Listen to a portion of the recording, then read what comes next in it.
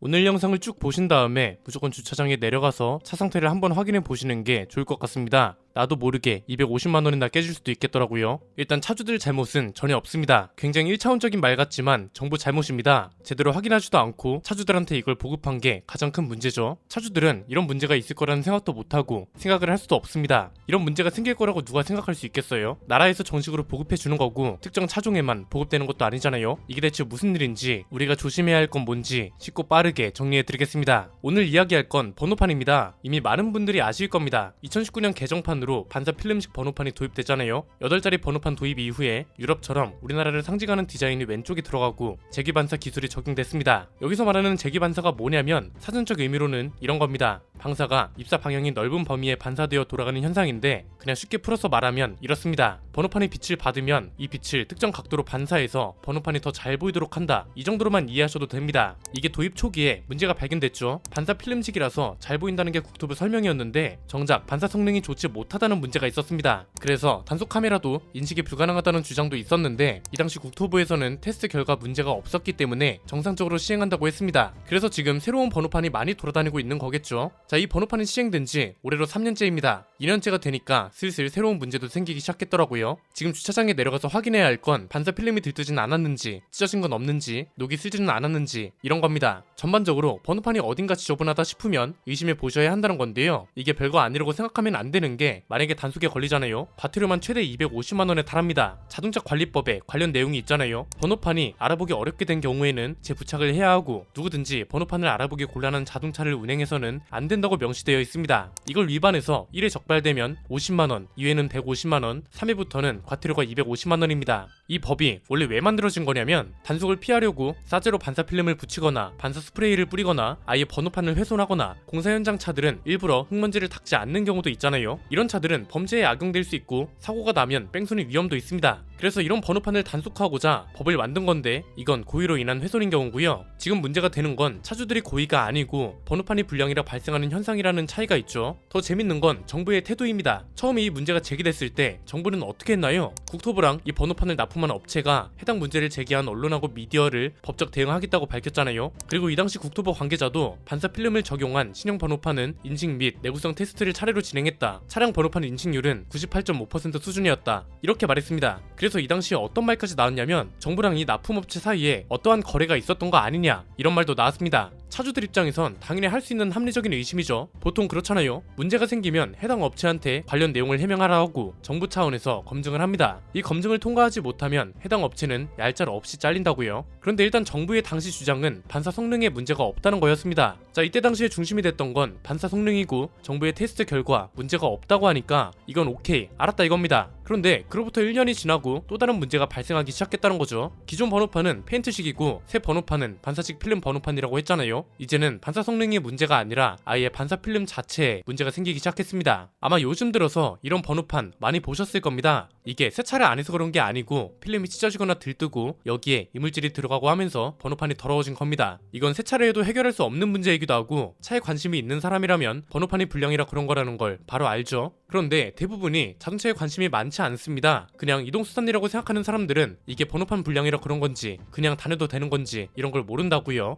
그러니까 도입 초기 때는 반사 성능만 문제였던 거잖아요. 이건 제작할 때 테스트를 해보면 되는 건데 지금은 번호판을 직접 사용해 봐야 알 수 있는 문제가 발견된 거란 말이죠. 이건 초기 품질 테스트로 발견할 수도 없는 거고 반대로 말하면 결국 반사 성능 의혹부터 시작해서 내구성 문제까지 온갖 문제가 다 있는 번호판이라는 겁니다. 반사 성능 의혹은 완전 끝났냐? 그것도 아닙니다. 반사식 필름 번호판 밝기가 3에서 12cd 이내에 한다고 합니다. 그런데 도로안전공단하고 도로교통공단이 비공식적으로 실험을 진행했거든요. 어떤 결과가 나왔냐면 밝기가 17.1cd 정도 돼야 단속 카메라가 정상적으로 인식한다는 겁니다. 그래서 최근에 국토부도 건설기계 번호판을 개선하려고 연구를 진행했는데 반사도가 12에서 40cd가 되어야 한다는 결과도 나왔습니다. 그러니까 이건 결국 논란 초기에 했던 국토부의 설명도 모순이고 심지어 납품업체랑 법적 대응을 하겠다고 한 건 말도 안 되는 짓이었다는 게 되는 겁니다. 이게 재작년 국감에서도 등장한 내용인데요. 이 번호판을 쓰는 차만 지금 몇 대인가요? 국토부가 발표한 걸 보면 신규 번호판을 등록할 때 무려 운전자의 90%가 이 번호판을 선택한다고 합니다. 작년 한 해 동안 팔린 국산차량 수입차가 무려 160만 대가 넘습니다. 국토부가 발표한 비율대로라면 그냥 160만 대로만 잡아도 작년 한 해 동안만 144만 대에 달하는 차가 불량 번호판을 장착했다는 거죠. 중고차까지 생각하면 훨씬 많아지고요. 이미 걷잡을 수 없는 수준으로 불량 번호판이 보급됐다는 건데 더 큰 문제는 뭔가요? 이것 때문에 단속에 걸리면 꼼짝 없이 과태료를 내야 한다는 거죠. 언제는 법적 대응을 한다더니 정부랑 납품업체 태도도 달라졌죠.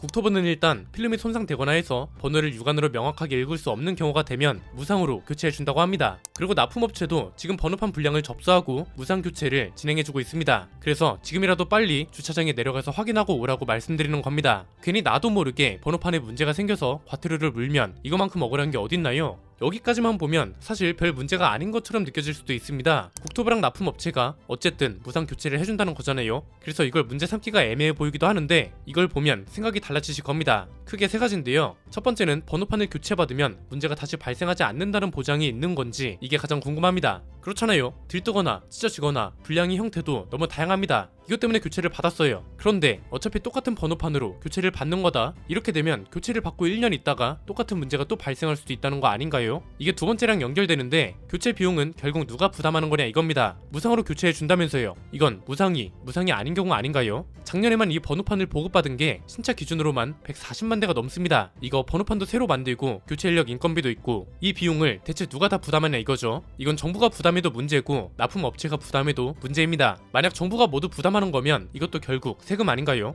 굳이 들어가지 않아도 되는 곳에 천문학적인 비용이 들어가게 되는 건데 이게 세금 낭비가 아니고 뭔가요? 납품업체가 부담해도 문제죠. 만약에 이걸 납품업체가 다 부담한다고 생각해 볼까요? 여기서 의심해 봐야 하는 건 정부로부터 지원금을 얼마나 받았는지를 따져봐야 합니다. 왜냐면 이걸 진짜 100% 납품업체가 부담한다고 해도 지원금이 더 많으면 어쨌든 흑자인 거잖아요. 만약 지원금 영향이 없으면 일반적인 상황에서는 어떤가요? 문제가 너무 걷잡을 수 없이 커지니까 납품을 더 이상 못하겠다고 하소연이라도 한다고요. 그런데 지금은 그런 게 전혀 없죠. 그래서 저는 여기서 정부와 납품업체 간의 지원금은 어느 정도 규모였는지 이런 것도 중요하다고 봅니다. 세 번째는 왜 보증을 4년밖에 안 해주냐는 겁니다. 이게 국감에서도 등장한 내용인데요. 현행법상 도로 표지판은 제작 업체가 10년간 품질을 보증해줘야 합니다. 그런데 자동차 번호판은 이런 규정이 없기 때문에 불량 번호판을 규제할 방법 자체가 없는 겁니다. 이 상황에 정부가 제시한 보증 기간이 4년이잖아요. 만약에 이번에 무상으로 교체를 받았어요. 그런데 4년이 지나고 나서 똑같은 문제가 또 발생해요. 이러면 이때는 차주들이 사비로 교체해야 하는 건가요? 그래서 지금 중요한 게 정부의 설명이라는 거죠. 새로 교체받는 번호판은 문제가 개선이 된 건지 보증이 4년이면 충분한지 알 수가 없잖아요. 심지어 무상 교체는 1회만 가능한 상황입니다. 만약에 이걸 인지했고 문제가 개선됐으면 국토부가 공식 입장을 밝혀야죠. 기존 번호판은 이러한 문제가 있었습니다. 이 문제를 이러한 방식으로 해결했기 때문에 금일부터 새롭게 제작하는 번호판은 동일한 문제가 발생하지 않습니다. 국민들께 번거롭게 한 점 고개 숙여 사과드립니다. 이렇게 나와줘야 정상 아닌가요? 그런데 지금은 이런 내용이 하나도 안 나왔습니다. 이건 결국 지금 바꿔봤자 1년이 지나면 또 문제가 발생한다는 건데 이게 진짜 돈 낭비가 아니고 뭔가요? 차주들은 무슨 죄고요?